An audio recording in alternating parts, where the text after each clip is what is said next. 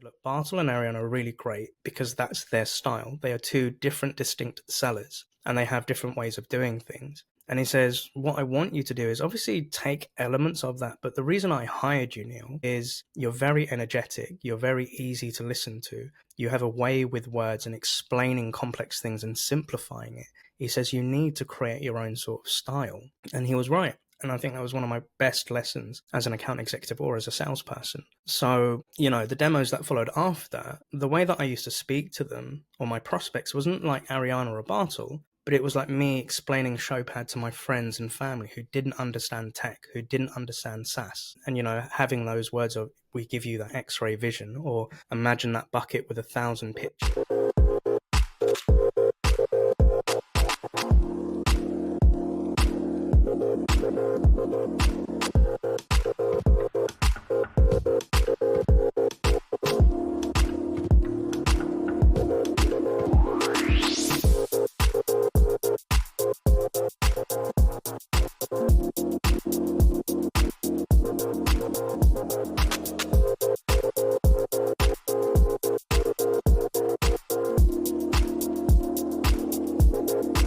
Listeners, watchers, subscribers, and fans of the SDR DiscoCall show. Welcome to another chapter.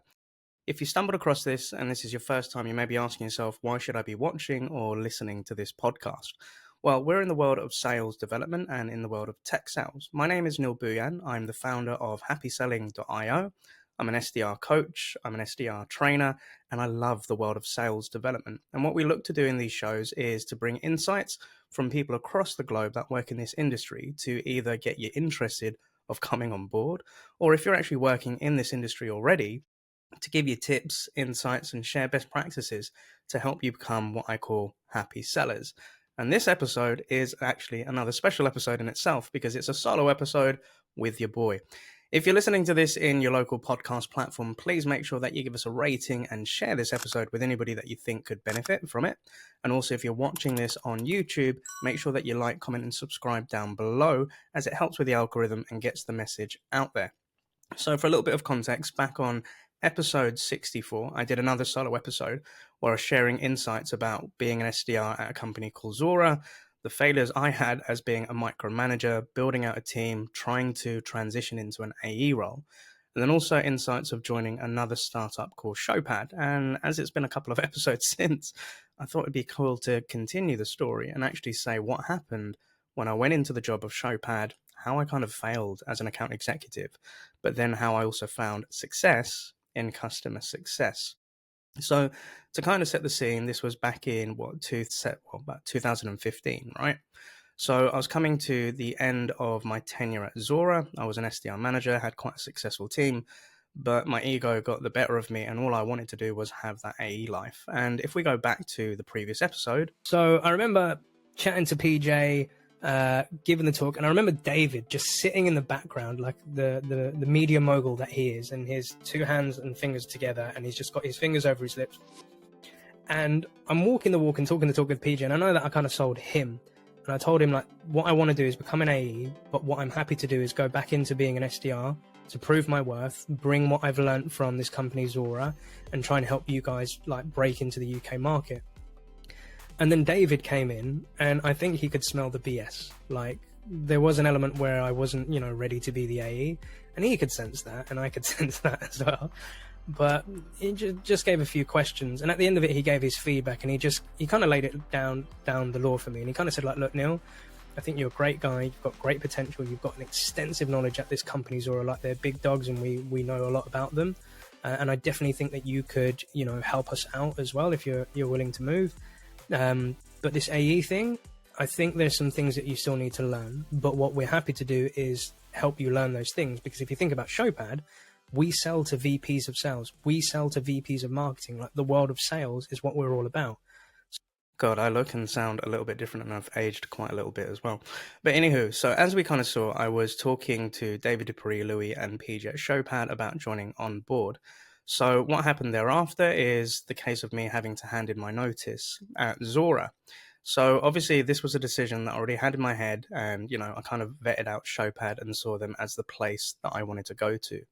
And the way that I kind of looked at it was, Here's an analogy that I've given to people in the past is, imagine if you went to university and graduated and got your MBA or whatever that was. Again, never had a degree, but imagine if you could go back to college or high school with all that information and knowledge and then kind of excel. And that's kind of the way that I looked at Showpad. They were a young startup. They were based out in Belgium, but they've just launched the London office and they were looking to build that out. And I saw here an opportunity for me to actually join something and kind of help build it up from the ground up again. And that's something that I really enjoyed.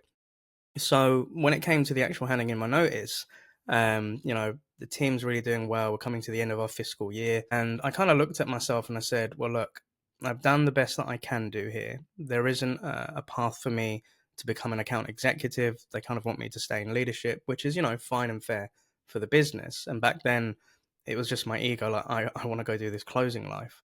So I remember having a chat with my boss at the time. He was based out in the US, and there had been like a little bit of dip in pipe, but things had like started to pick back up. And I was asking about, what does my future look like at Zora? And obviously, when you have premeditated thoughts, you're like, whatever they're going to say, I'm just still going to run with it. I still wanted to give a chance to see, is there any sort of, chance for me to stay here? But as the conversation kind of concluded, everything was going to just stay as is. Numbers and everything were on point. So it was at this point that I was able to say to my boss at the time, I'm officially handing in my resignation. And, this was a little bit daunting to kind of come out of my mouth. And I was thinking, how do I prepare for all of this sort of stuff? But the response that I received kind of indicated to me that, it wasn't going to damage them. They were pretty much set. Because it was kind of like, okay, that's good. Totally understand it. We respect your decision. Let's start talking about, how we're going to be doing offboarding and I kind of sat there and thought, am I just a number? Like I was hoping for like violins, like clawing back, but that's just my ego talking again. But yeah, it was kind of official. And I remember kind of like alluding to my boss, like I want this to come from me because I don't want to, like worry the team or anything like that. But I think literally the next day an email communication went out that I was out and I was just like, I didn't approve this. But it is what it is, and that's kind of how it landed. And I remember like kind of sitting down with the team thereafter and we were talking about like my farewell drinks and everything. And I just kind of gave them the reasons like, look, I'm, a new dad. I've been here for a couple of years. I've seen the company transform and change. And it wasn't the same startup that I joined years prior. And it's, time for me to move on because I felt that this is the best position that I could leave it in. There was a few people like why? Like, come on, this company's going to go IPO one day. And I said, I get it. But I was just like, if we look at all the people that are here now, you have the right people in place. All of you guys and girls are performing quite well. You're hitting your numbers. You know what you're doing. You don't really need me anymore. So, kind of conclude it with Zora, no hard feelings. And if anything, I learned a hell of a lot within that business and I was really grateful, for it. But things came to an end and, everything was cool. We had the farewells and the drinks and the vibes. I had a period where, I kind of did the handover, sitting there and I kind of realized at this point, and I've learned this as a manager, is that when you hand in your notice, you check out, right? You're not worried about the updates. You're not worried about the CRM. You don't really care about the numbers. Like if, because like you're out, you're going to be moving on soon. But I think a really good thing that I did was I had a couple of weeks where before I went from Zora to Showpad that I was able to decompress. And I think being there for like 3.5 years plus definitely needed, right? And obviously I wanted to spend some time with my son, Blake, like in his early years, and it was just cool just to switch off for a couple of weeks and whatnot. So enjoyed that gardening leave sort of life, did all the exit interviews with Zora, and I actually did give some feedback. And here's a point: I'd always say when you're exiting interviews, this is really like a good point where you can give advice to the business that you're leaving of what's working, what's not working, and you can kind of say it from a place without any sort of repercussions or worries from HR. But I definitely did give in terms of like onboarding, supporting the SDRs, like courses that they should be put on, like if they want to go into leadership, the stuff that I didn't have, right? So that was all done and dusted. And then I remember like with Showpad, I was then starting to get ready to join a new biz.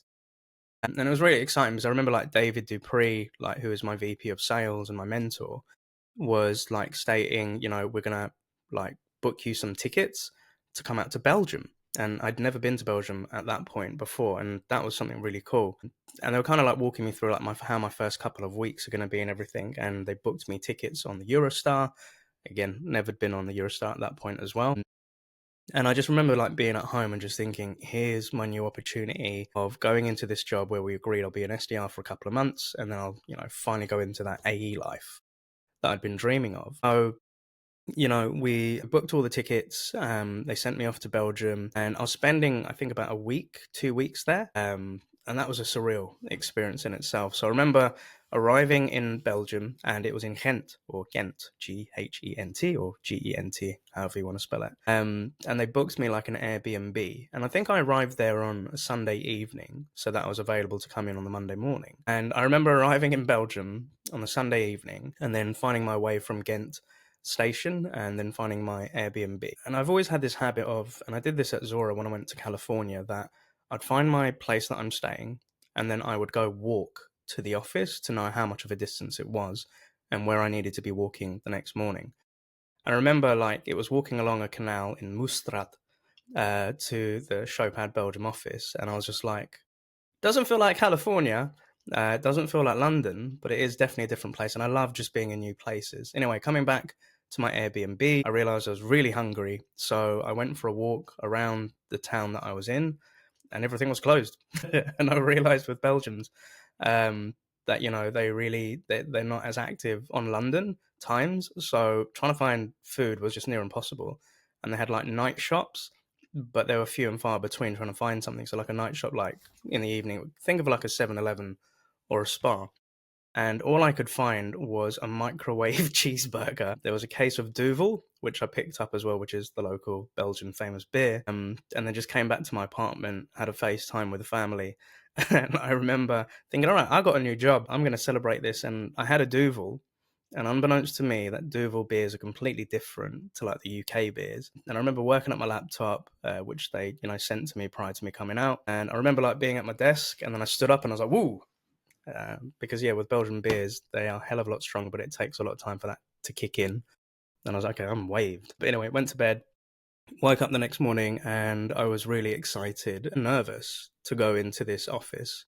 So I head down Moestrat in the morning, get there, an hour earlier than expected. I walk up to this big building, and you could see like the Showpad logo in the reception. And I met the receptionist, and she said, I think it was like the 5th or 6th or 7th floor or something, or 4th floor, and got the lift up. And then I remember walking into the reception of Showpad, and I saw the logo on the wall. I was like, I'm here. And then I walk in, and the easiest way that I can explain it was kind of like a Google type office, like not a WeWork, but there was open like rooms with windows for the meeting rooms, and there was like a stage area, and there was like a lunch table and everything like that. Also at that point, there were 3 other UK people that had come over, and these were my counterparts, and these were the guys that I was going to be working with in the London office. So we all came together on our onboarding week. The nerves were like kind of hitting me. Like when I shook their hands, we had Tom Herbert, we had Ajmal and Yob Adams as well. And when I met these guys at first point, I felt a little bit intimidated because we had one guy who was an account executive at Box.com. We had Tom, who'd worked in sales before, and he was a funny guy. And we had Yob, who'd already worked in the startup scene, and they were all like kind of AE level already. So I kind of felt like, well, I'm only the young SDR. If anything, I was actually older than some of them. I was the young new SDR for Showpad. So, we got the talking, we're exchanging notes of where we've been, like how did we come to work at Showpad? And then we got to meet Celine Vincent. So Celine was like the head of sales development at the time and my future boss. And they literally just walked us around the office, and they just introduced us to everyone. So we went to an area of the floor where it was just all the salespeople. And I remember meeting like Cedric Tyson, Rob Visheldon, Ariana Van Anrep, who was, my future AE. And everybody was just so freaking friendly, and they were really welcoming. And there was like saying, let's definitely catch up for lunch. We'll go out, we'll take you. We then went to go meet the developers and the tech team.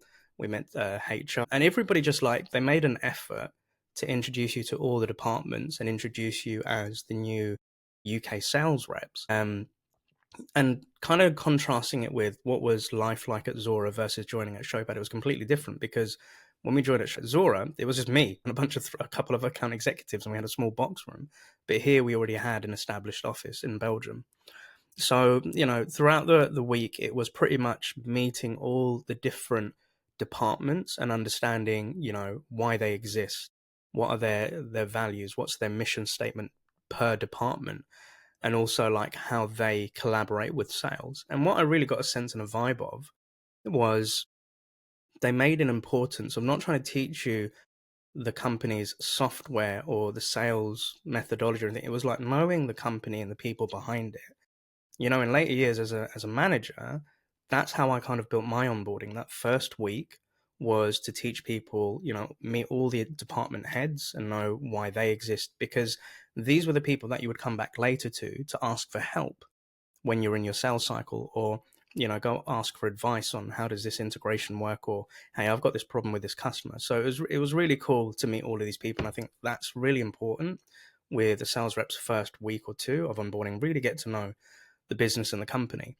And obviously we got to meet the likes of PJ and Louis, like the co-CEOs, and kind of hearing from them. And what was really important was understanding, their point of view on the mission of what Showpad was trying to do for sales and marketing with, their solution, which was freaking cool. And I really geeked out on it and I loved it. And as the week went on, we had lots of opportunities to go for lunches. We also learned that Belgians love to walk everywhere. And if anybody said, oh, it's only a 10-minute walk, that means it's a 30-minute walk. Also being introduced to the show bikes. So they were big on cycling, and we had our own bicycles that we could like take out for the day. And it was just so freaking cool to like cycle around Belgium and Ghent, being taken out for lunch. And it was just this, I remember like speaking back to home, like on my FaceTimes, and just always saying, do you know what, they're so cool. They're so friendly. They make you feel so welcome. So yeah, shouts out to my Belgian crew. Like it really loved kind of going to Belgium. So as that week, those weeks took place, it was all about coming back home. And I just had this vibe of, I joined the right company. I've joined the right startup. Here is an opportunity for me to really like help this business grow with the knowledge of what I've got. I've got some really cool people around me. So with London Showpad, we had an office within Shoreditch, around the Silicon Roundabout. I think it was called Eagle House. And we, just had this small little co-working space. And it was like, again, it was another box room. And I remember just being in this grey room, and I think I'll put a picture in for anybody that's watching on YouTube, because I remember taking a picture the first day that I was there. And we had Yob, Ajmal, Tom, myself, and Ariana and David would come in every now and then because they were off doing customer meetings from the meetings that were already booked or meeting existing customers. And these two, Ariana and David, were kind of like the footprint for Showpad UK, and I had a lot of love and respect. And I saw these people as like the type of salespeople that I want to be. But I remember like coming back from the hype of Belgium, and I'm sitting like, it's Monday or Tuesday, no, it was Monday afternoon. And I'm sitting in the room and it's just dead quiet. Like we had all the other reps just on their laptops, and I'm just sitting there looking at my Salesforce CRM and just thinking, where's the hype and buzz gone? It just felt really like, it just kind of felt like the dream had ended, sort of thing. So we are here to, really help launch Showpad UK. We've got some really cool salespeople, but there's no sales stuff going on. So I thought, right, I went into my CRM, found a bunch of leads, and then I thought to myself, cool, I need to do something about this. So, when it comes to cold calling, so I got my leads, and I remember there was this one guy called Boris Ausch. He was like the head of global sales enablement for PTC at the time. And I always remember this first cold call that I did. And again, with this cold calling, there were no scripts. We didn't have anything from Showpad in terms of that. But we did have a customer list. We had a website, some case studies and stuff like that. But I just remember calling Boris and just saying, hi, Boris.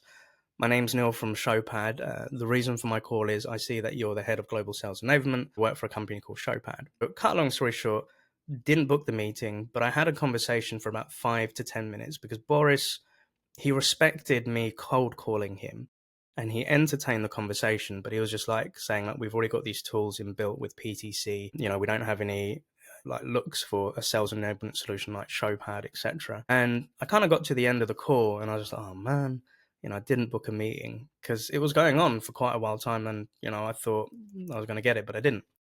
But as soon as I put the phone down, I sat there, kind of sat back and just a little bit annoyed. But then I had Ajmal, Yob, and Tom look around. They were like, and they just stood up, and they're like, "Dude, where did you get that script from? Like, how did you do like all of that stuff, and that sounded sick. Like, that was amazing, man. And I was like, but I didn't book the meeting. They're like, no, but still, like, you really spoke as if you've been working it for a long time, and just the way. And I was like, really? They're like, yeah, dude, that was freaking amazing. It's like, yeah, I need to do that. So what happened thereafter, the following day when I came into the office, I remember walking in and you just heard a buzz. Like, Ajmal was on the phone, Tom was on the phone, Yob was on the phone, and I was just like, oh, cool. Like, this is what I was looking for. This was that hype that we had in Belgium. And it just took one person to put their foot forward, not really win, but it buzzed the hyper team. And I remember, like, the weeks that ensued, like, me and David would catch up and he would say, like, to me, like, we need this sort of hype. We need this buzz. We need to really take this bull by the horn. So he said, do that sort of stuff, like, show them, learn from each other. As the weeks went ensued, like, we're booking meetings, like, we're hearing successes and meetings that we're booking for Ariana and David, they're going out, you're doing them, we're hearing the feedback. And it was like, I love this instant sort of feedback. And Ariana would always like, Neil, man, like, you've booked this meeting, I love that, and I love your notes. And I kept getting feedback of, like, I'd always put, like, in my cold call notes and my discovery notes into this serum, they're like, your notes are so detailed. And I think I still actually have some emails from Ariana where she was like saying that she loves it. It just made her life so much more easier. And that's the type of feedback that an SDR needs, that they have an impact, that they're valued in the work that they're doing. It's not just booking a meeting and the person goes off and you don't hear nothing about it, right? So it got to a point where I really started sitting down with Ariana because I saw her as me, what I wanted to do, become like an account executive. So I thought, shadow. And I remember many a time I would sit outside one of the meeting rooms where I'd see Ariana like doing demos or, having calls, some of them which I'd booked for her. And I just always used to remember, like, she was this high energy, fast paced talker, like, no BS. Like, she just had this confidence that she just emitted. And one thing I kept noticing with Ariana was every time she was in her discovery call, she was pacing up and down the room, and like gesticulating with her hands and everything. And I was like, looks like she's having a fight with someone or she's getting really mad. And so I kind of pulled her to the side and I just said, like, what's with the walking? And she said, you know what? I do it for energy, because if I sit down at my desk having a call, she said, I'm very monotone and, I can't really like admit like how passionate I am about this solution or having that conversation. That really stuck with me. And I was like, yeah, you're right. I said, because the energy, like, listening back to some of her calls, like, it was intimidating, but fun to hear. And then I got into this rhythm with Ariana where, she actually took like lead of like sitting down with me and saying, look, these are the accounts that I want you to book meetings on. So she was giving me direction. And the deal kind of was, I said to her, I said, look, I really want to become an account executive. So if I can shadow these calls, if I can join them, if I can come on site to some of these meetings as well, like, this is really going to expose me to the life that I want. And, I put my hands up and say, if it wasn't for Ariana, I wouldn't learn some of the techniques that I've learned in closing if it wasn't for her. So I remember like going to meetings with her, like in Newbury. We went to go meet Softcat PLC. We met some big logos like Daisy Group. And I remember like attending these, like getting suited and booted. She would be there, I'd be there, and like we'd meet up before. And we'd always have this thing, like this saying between us. Every time we booked a meeting, we'd like, yay, and just laugh about it. And she said, yeah, we're going for this meeting, dude. This is so sick. And just like, and she'd always like be prepping me like before we walk in, like who the main stakeholders are, like what's the aim, objective of this like meeting, what we're looking to do. But also like giving me props and giving me my flowers for booking these meetings for her. Like, she really showed, appreciation, and, that really strengthened our relationship. But there were many a time where we'd walk in and like the prospects would ask like, why they're two of you? And they said, so who's like, because I had the title of business development rep and she would have account exec, like, what's the difference? And I loved it the way that Ariana said, like, he's my partner in this. Like, he was the one that actually reached out to your business and booked the meetings and, introduced Showpad. And this is how this meeting came about. She'd always give me those props and made me feel really special. But what we was able to do over time, as we got more comfortable, is we were able to like co-pilot with each other. So if Ariana was doing the pitch and, if there was something missed, I was able to then chime in. If there was an objection, I was able to help with that. And we like bounced off each other. And I just remember like always walking out of these meetings, like spudding her and just saying, that was sick. Like, that was so fun. And she's like, yeah. So, it was fun, like going out with Ariana and just seeing her. And she'd always be like giving me feedback, like if you're in the meeting and they say this is what they really mean. And did you notice when they did this? She was coaching me in real time as I was doing this. And, I absolutely loved that. So as time went on, I really fell in love with the idea of sales enablement. So with Showpad, what we were looking to do is basically help sales reps to sell better. But we were also trying to bring together two departments that typically were in silos. So you had marketing and sales. And what we were looking to do is to bring these two departments together to help them realize they actually are working towards the same goal, which was to generate revenue. And, one of the pitches that we had is 70% of the content created by marketing goes unused by sales, and they lose like thousands of dollars per year. And then we also saw with sales reps is they always want this up-to-date content they can present in front of customers, but they don't always have access to the right stuff. It's either sitting on a Google Drive or a laptop or, on some sort of intranet. So Showpad was a tool that was on your laptop, it was on your phone, it was on your iPad. And again, I really geeked out on iPad and Apple stuff, which actually I'm going to come back to in a minute. But, able to do presentations, send those presentations, but actually see how long a prospect was spending on a particular slide or a page. So as a sales rep, what you were able to do is know exactly what they wanted after a sales interaction, so that when you followed up, it was more tailored. So it could be, out of these 5 pages, I think it's option 2 that you really want. And I think that's where we should be focusing on. And also with marketing, we was able to give them insights as to what sales reps were actually using in the field, what was their most popular content. And the pitch we used to kind of say is, imagine if you had a bucket of 1,000 pictures and you knew the top 3 pictures that kept getting looked at again and again and used again. That was the kind of power that we were giving to marketeers and to sales reps. And to come back to this Apple point, so if you may remember in episode 1 of the SDR DiscoCall podcast, one of the reasons that I got into sales was I was a big fan of the iPhone. That's what got me interested in tech. And it was me convincing a whole bunch of people to buy an iPhone when they didn't really want it or need it. And then one day, one of my friends, Michael, said to me, like, are you on the payroll for Apple or are you on the commission list? And that's what sparked me wanting to get into sales. And a dream of mine was always to one day work for Apple. And I remember with Showpad, one day in a company update, they announced that we had formed an official partnership with Apple, with their devices. And we also signed a partnership with Microsoft. So in essence, I kind of got my dream of being able to work with Apple via Showpad, and I just remember it bringing a huge smile to my face. So, as time went on, the company built, and then we actually moved over to one of the first flagship WeWorks, which was in Moorgate. And I remember David telling us, we've secured a new site, expanding the offices. I think we had our Series B funding, which is super cool as well. So yeah, we finally moved to WeWork Moorgate. We was one of the first startups in that when they first launched way back in the day. And here we had an opportunity where there was loads of other startups within the WeWork, and we actually got to live like a how do I put this? A startup co-working space life.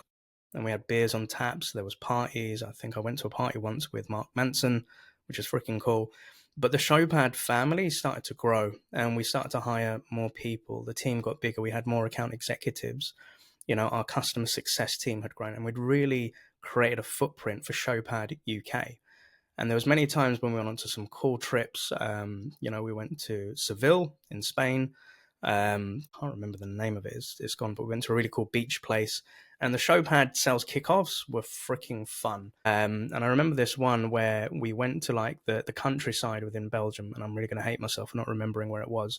But here was an event where the theme of it was kind of like James Bond 007, but it was called License to Bill. And within the sales kickoff, it was a chance for everybody to come together, like the Belgian office, and we had a US team as well, based out in Portland, Oregon, I think it was at the time, and some people from Boston. But we all got to meet up, and we did lots of games and fun stuff. But I remember the one thing that really made me laugh a little bit was they hired a sales trainer, and this person came on board to kind of give us some sales training. And with Showpad, we were really big on sales methodologies like the challenger sale. David had taught us through books and through lessons about customer-centric selling and, the new age of SaaS and startups.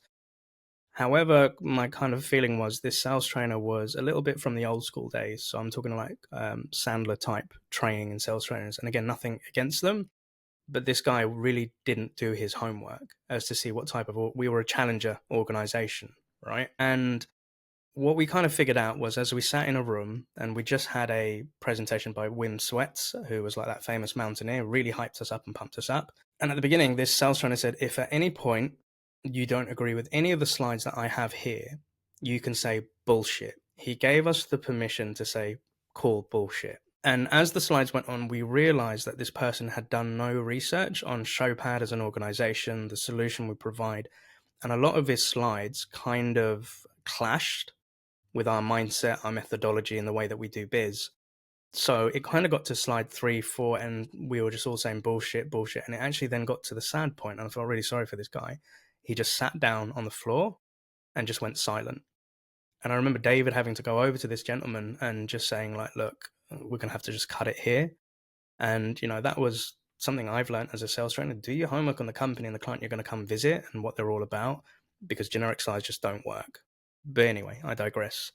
We had a cool time partying, and that was a really cool thing with Showpad. It was always kind of this sort of family vibe, right? And I know some people may be like, well, work isn't family, and, you know, you shouldn't treat them like family. But the way that I look at it is you will probably spend 80% of your waking life with these type of people. So it's important to build those relationships, have fun with them. I remember the after parties were messy, and I had an opportunity to grab the microphone and MC, and my crew loved that. Like, they loved the fact that Neil was a rapper / MC and he had sick bars. And I always remember Stein, who was, again, one of my future bosses at Showpad. He loved it every time I spat bars. But then if we come back to being back in the UK, Showpad, Neil, gearing up for this account executive life. So one of the things that I started doing was realizing the meetings that I was booking could potentially be my accounts of the future. So I was starting to build pipe as an account executive, but as an SDR. So I was looking for, like, you know, small seated opportunities, booking meetings with these people. And sometimes, you know, it got to the end of the call and it wasn't a fit, or they're not ready to move forward. And as a saying that I've always given, your Q1 conversations will be your Q4 closes. And I was basically just nurturing this pipe and thinking, when I get promoted, I want this to be my closing pipe. So think about that. If you're an SDR and you're looking towards becoming an account executive, it would be so much more cooler to step into the role with some pre-qualified, pre-built pipe to help you, rather than just going cold and just having nothing and starting from scratch. But in that sense, like, making these notes, keeping these connections, like reaching out to people of my prospects. And the way that you'd keep them nurtured is if Showpad had any events, any webinars, just educating your audience and just keeping Showpad at top of mind. So, you know, doing this regularly and just sitting down with David, and one of the coolest books that he ever gave me was something called Insight Selling by Michael Harris. So Insight Selling was basically an art of storytelling for sales. And it's like a 120-page book. I'll even put the link to it because I think it's still a great book to read. But it shifted my mind from pitching a solution, pitching a product, pitching features, but sharing a story of, here's Jim. This was Jim's life before. This is the stuff that Jim was going through. And then working through a new way, Jim was able to achieve this. This was the personal impact to him, and this was the business impact to him, and sharing those sort of stories. And this is how I got really good at cold calling at Showpad. So imagine this, if I had a prospect, let's just say, I don't know, IBM, just for argument's sake. I would then go into the Showpad website and try and find the nearest competitor or customer that already looked like them. And I'd have the case study on the website, and I'd ring that prospect, and it could sound like this. Hi, Mr. or Mrs. VP of Sales. My name's Neil. I'm calling from Showpad. The reason for my call today is we're working with competitor X. And I just say, do you mind me just sharing a quick story on what we're doing for them? And then if you want to continue this conversation, we can do so at a later point. And it would literally just be reading the case study of, this was the challenge this person was facing. This was the impact to that person as their job title as VP of Sales or Head of Sales Enablement. And then here were the results that they were able to achieve. And I would then ask the question that I learned from the book is, so what's your story? And what you would find is conversations would be going for between like 5 to 6 to like up to 15 minutes with these people sharing these insights of how it works for them. And I used to love it Because the way I also looked at it was, I'm not the expert in sales enablement. The people that I am calling are the experts, and I'm the student, and I'm here to learn how they do their stuff. Because I was really interested. I was a geek of sales, so I wanted to learn. And this resulted in me being able to book the meetings in these big companies just by sharing stories. And obviously the follow-up would be, cool, I'll introduce you on an email to my account executive, Ariana. I will share the case study from our Showpad customer, and I look forward to the meeting. And obviously with the Showpad tool, we could actually see if they read the case study, which pages they read, which was, their most interesting point. So using your own dog food, and then I'll tell Ariana, this is what they've reviewed, this is how many times they've checked that page, this is who they forwarded it to. It's like we had that intel. It was kind of like what we called guided selling. So building all of this pipe, getting ready, and I think a really cool thing with Showpad was we literally had the app on our phone, and we could build our own environments. And this was gearing up to get ready for, doing demos one day as an account executive. And I was forever trying to sell Showpad to my friends outside of work, people that did work in the sales. So I had some people that worked in insurance, some other people that worked in the events industry, and there was always a use case.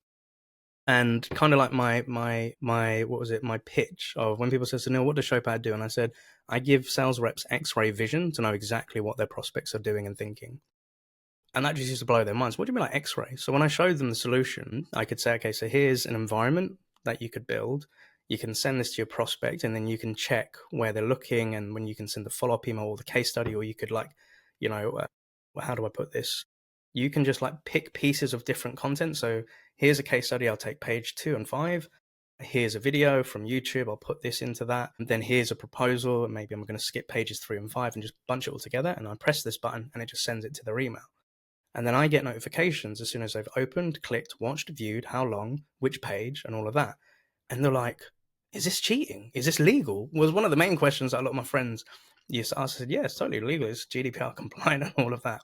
But I also learned a lesson, which is don't sell to friends and family. Because as a sales rep, I was trying to build that AE pipe for future.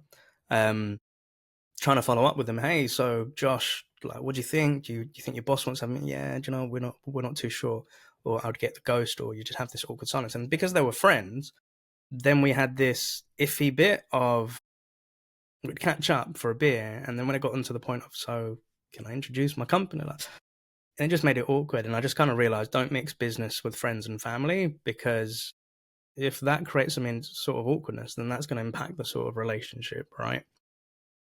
Anywho, so lots of fun, lots of doing stuff, living the world of sales enablement, reading books like The Challenger Sale, Insight Selling, and just really geeking out on sales and being able to, meet other sales reps. And the way that I kind of looked at it, coming back to my analogy of imagine going to university and then coming back to college, we were meeting a lot of salespeople. And I wouldn't say in the dark ages, but they were very traditional. So we had manufacturing, we had biomedical kind of sales reps. You had all type of these industries that we could sell to. And when we showed them Showpad, it was kind of like we were bringing them into like a back to the future moment of going 88 miles an hour into the future of sales and the technology that you could do with your iPad on your phone and the tracking capabilities. It blew their mind. So we were seen as kind of like, experts in sales, because we had like the best customers. We had like famous salespeople using our tech and singing our praises. And we're able to teach them how we prospected into their own company, how we booked the meeting, how we closed the deals. So not only were we showing a solution, but we were teaching sales to a big audience. And that in itself is pretty powerful. And you can, I think, understand why the hell I was just geeking out on this sales love. So anyway, I digress. And I need to come to a point of, okay, now getting up for that AE life. So, speaking with David, I was consistently hitting my target. It was coming to that point, and I'm just longing to become this account executive. And I felt that I'm in the right place. I've got the best tech in the world. I know the pitch. I've been on meetings with Ariana. I know how to do this. Yeah, I could do this. This is easy. So I'm really happy to say that I was given that promotion finally after a couple of months. And Neil made it to the promised land. Neil was an account executive, and I remember posting it on my personal Facebook, telling my friends and family, like, I finally got it, and thinking back to Zora, see, this is how it's supposed to be done. And I need to make the biggest admission, which I haven't really done. in my sales career. So this is how I closed my first deal. And I just don't feel it was me doing it right. So one of our account executives at the time decided to leave Showpad shortly after I got promoted because they felt that it was time to give up and actually were thinking about leaving sales altogether, which is fine. And out of respect, I'm not going to mention that person's name. But when sitting down with David, he kind of showed me the pipeline and said, here are a couple of deals that I want you to take over and I'd like you to move towards a close. So the first one was for a company, and this is my first ever deal, Huthwaite International. So Huthwaite are the guys that own or manage Spin Selling. So Neil Rackham's Spin Selling, it's the organization of that. And I kind of looked at the notes and the details, and kind of what had happened as a next step was that sales rep was running up towards, they sent the proposal, they've done the demo, they've done all of that. And it was literally just securing the next steps and finding out how they're going to buy. And I was just like, no, but this doesn't really feel like me doing. It's just me like following up like an SDR when the other SDRs left and they're just taken over the new territory. And I just remember trying to call them, saying, hi, my name is Neil. I'm your new account executive and I'm da-da-da-da. But it was literally just an email to the decision maker and just saying, hey, I'm the new rep. I'd love to have a call just to recap what's been discussed with Showpad and see how I can assist you. And they just responded about 2 or 3 hours, said, yeah, we're all ready. Just send the sales order. We'll sign it today. And I'm like, this feels like cheating. So I then go back to David and I'm just saying, what do I do? And he's like, Neil, just send out the DocuSign. What are you waiting for? So I sent it off. And like a day later, it comes back signed. And then in the CRM, it says Neil Bhuiyan has closed Huthwaite International, da-da-da-da-da. And then it goes off on the Slack and everybody's congratulating me. But I just felt like an imposter. And I was just like, I didn't really, do anything. But that was my first deal. Closed, right? The next one I can be a bit more proud about, which was my next deal, which was a company called Highforce.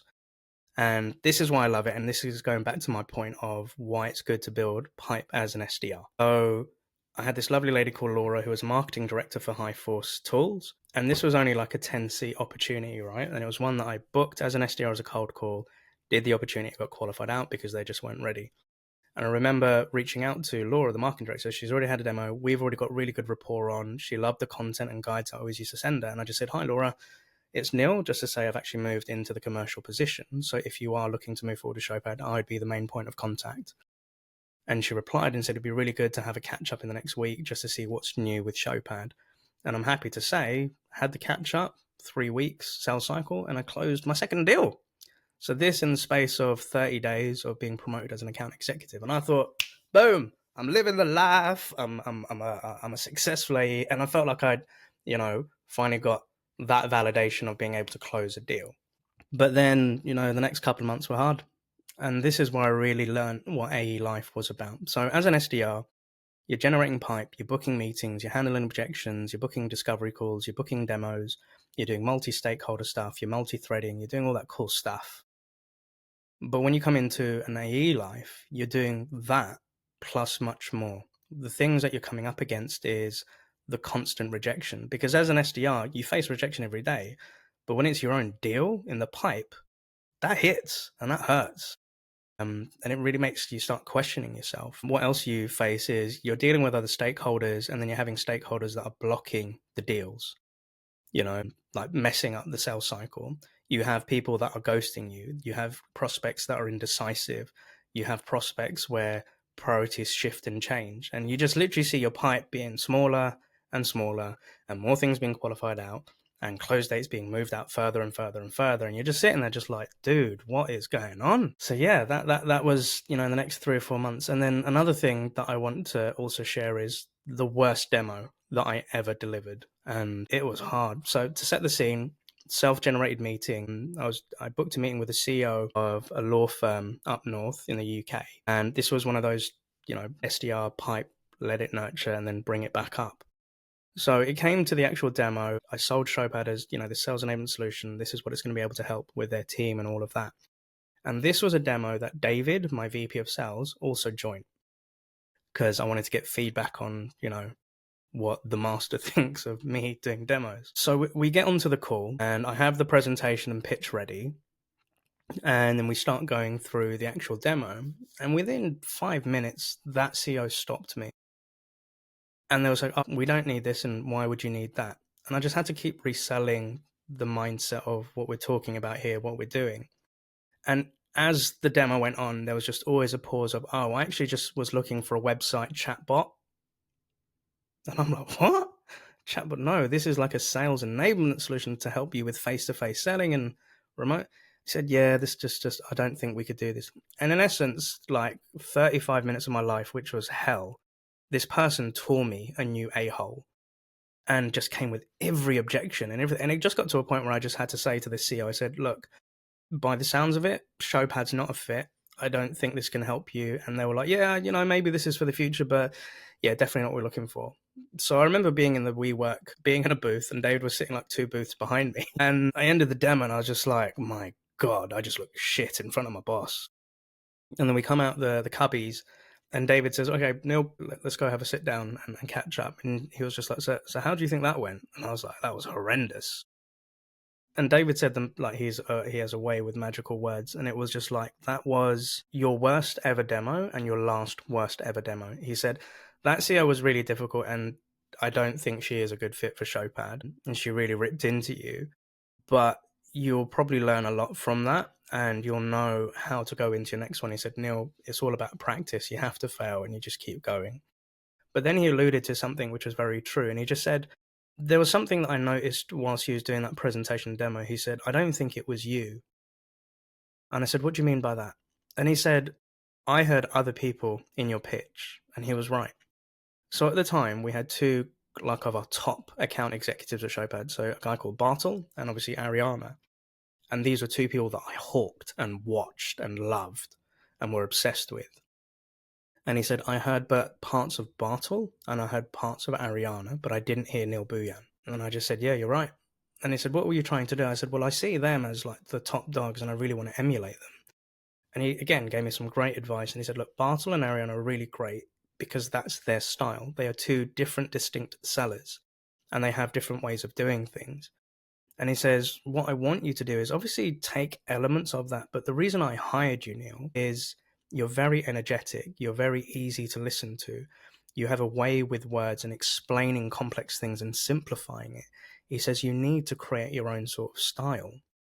And he was right. And I think that was one of my best lessons as an account executive or as a salesperson. So, the demos that followed after, the way that I used to speak to them or my prospects wasn't like Ariana or Bartel, but it was like me explaining Showpad to my friends and family who didn't understand tech, who didn't understand SaaS. And, having those words of, we give you that X-ray vision, or imagine that bucket with 1,000 pictures. And I was selling the way that I would do it so that even my a pet dog would understand. And that made my demo so much more powerful. Because the way David kind of gave me a really cool tip was, you've got to be careful of the picture that you paint in people's heads. And anybody that's been in any of my coaching or training sessions, they know this one. So if I said to you right now, pink elephants, what are you thinking?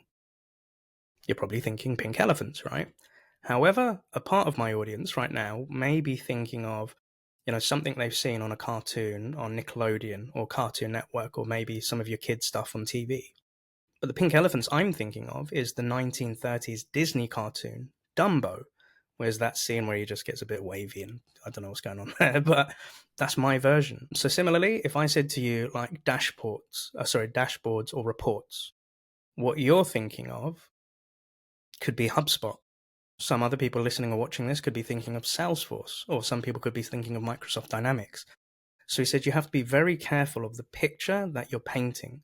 So you have to make sure that when you're painting this picture, people can understand or relate to that picture the way that you're saying it, right? And I'm doing this right now with you all.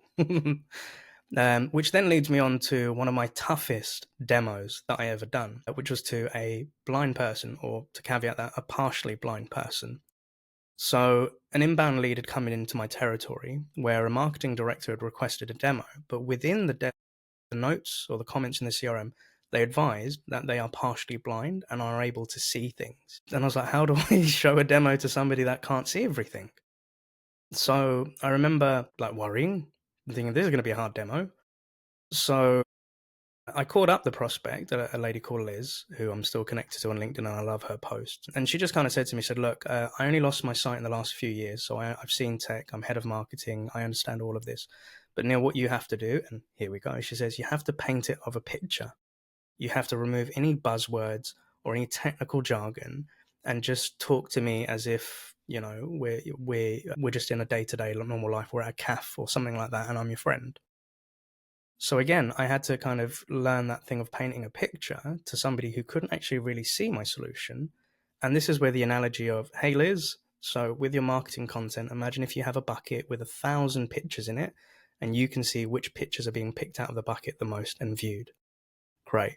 And I said, if you had that sort of power with your marketing team, with all that piece of content you have, how would that help you? And it kind of alluded to, we could focus on the content which is most performing. We can understand what isn't performing. We can get feedback from the salespeople as to why they're not using it. And rather than spending more money to create new content, we could just optimize the content that we have today. So another caveat and reality is, well, it didn't close, but she did give me some really good feedback as to that was one of the best non-seeing demos she'd had, because I explained it so simply. And again, shouts to PJ, one of the co-founders. PJ had this thing, acronym, when it came to selling. He called it KISS, KISS, keep it stupid simple.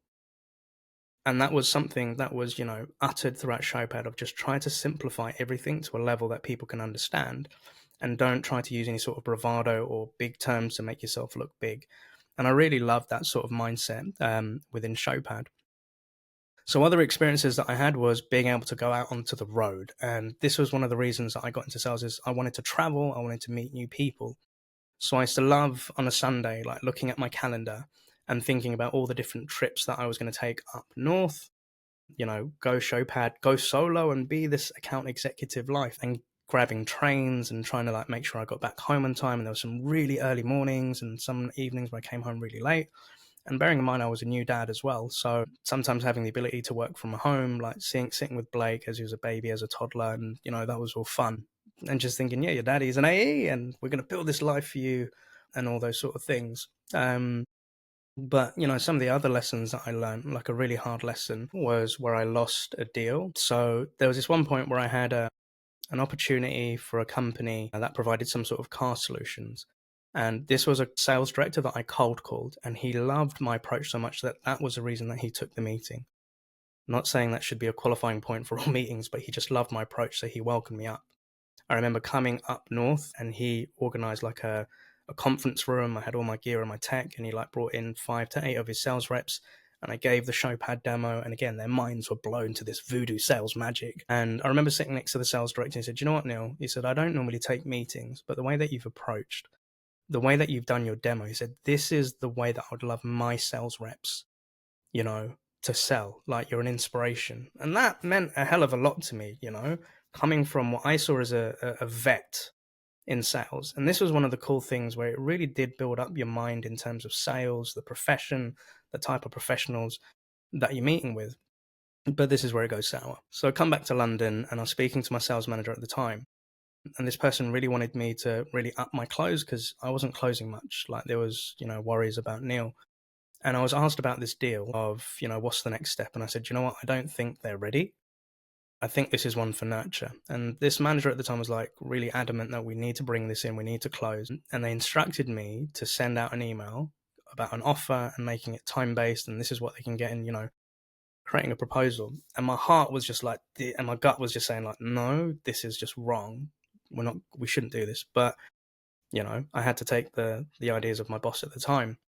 So sent out the email, then did a follow-up call, and the prospect was just getting really hard to reach. And I was just like, what's going on? And then I'm getting pushed by my manager to ask what's going on. Is this commit? What's going on? I got to update David, blah, blah, blah. And I finally got the sales director on the phone. So this was a guy that I really built really good rapport with, really liked me as a salesperson, etc., etc. And he just said on the phone, Neil, there's a reason that I'm not getting back to you. If anything, I'm actually quite offended by the email that you sent recently. And I was like, oh, sorry, why is that? He said, well, look, you built up a really good relationship. I was all in for Showpad, but I felt that you were trying to pressure me into a sale. And for that reason, I'm qualifying myself out. And that just hit in my chest. And I was just like, I knew it. And then I had to go back to my manager and just say, look, this is what's happened. And they said, okay, well, cool. It is what it is. But it was at that point I kind of learned is to go with my gut instinct.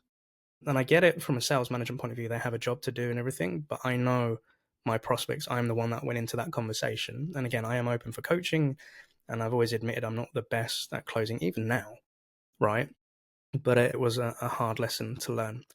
But obviously, what ensued thereafter was the discussion that I had to have with David Dupree around my lack of closing. And where I'm a year into being a sales an AE, a year and a couple of months, and coming to a quarter where Neil's not closed stuff for days. And I'm sitting there and thinking, this AE life wasn't everything I expected or cracked up to be. I'm not closing stuff. The pressure of maybe thinking about quitting sales, quitting this job. I've got a kid on the line. I've got a partner to look after. I'm a family man. All of this pressure was building. And I was just like, I was at my lowest point. But not all is woe. Like, things did turn out good. But on that point, I think this is where I'm going to end the story for today. And as a follow-up, I'd like to discuss how I made the transition from a failing AE and then went into one of the best steps in my career thereafter. So hopefully this episode has brought you some insights as to what it was like, joining a new startup, going into the AE life, building stuff with my account executives, the company culture, the things I learned, the highs, the lows. And I'm really proud to have spent that time at Showpad and learning all of these things, because it has made me the salesperson that I am today. And obviously there is a story to continue, but as a gentle request, if you're listening to this in your local podcast platform, please make sure that you give us a rating, share this episode with anybody that you think could benefit from Neil's failures. And if you're watching this on our YouTube, to help out on the algorithm, please make sure that you like, comment, and subscribe down below. And I want to say a massive thank you to all of our listeners, watchers, fans, and subscribers, wherever you are in the world. Like, over 100,000 downloads in over 40 to 50 countries. I get messages on my LinkedIn DMs and Insta and everything where people have said to me things such as, thank you for your podcast. It's helped me start my tech sales career. Or, I've listened to things and I've learned it's really helped me come out of tough moments. Or, when I've jumped into coaching conversations and I ask that question, how did you come across me? Or why did you pick me as your sales coach? I've actually been listening to your podcast for a number of years and I really like what you do. So a big thank you to everybody that helps get the message. So the reason for this podcast, for this show, is the mission is to help more sales development reps, to make them into happy sellers, to really understand people's stories. It's not just all about tactical, and there's some really great podcasts out there for that, but it's the people that make this journey. And that saying of people buy from people, but the bit that they miss is people buy from people that understand them. And I want to say that sales development is one of the coolest professions in the world of tech sales. I'm a big fan and advocate for it. In a way where this show, where I get to meet so many cool people, to learn about those stories and then share that with you, our audience. And a big shout out to the audience that supports us. I genuinely, it means a hell of a lot to me. I'm doing this for 4 years. Didn't think we'd go this long, but I'm really, really grateful. So again, look out for new episodes. Again, if you're listening on this podcast or if you're watching this on YouTube, please help us out by giving us support. That's all we ask, and leave a little comment down. But also let me know, what do you think of Neil's story so far? And what do you think about, those failings, those winnings, those moments? Can you relate to them? Let me know down in the comments. But this is your host, Neil Bhuiyan, on the SDR DiscoCall show, wishing everybody a great and successful week, and most importantly, happy selling.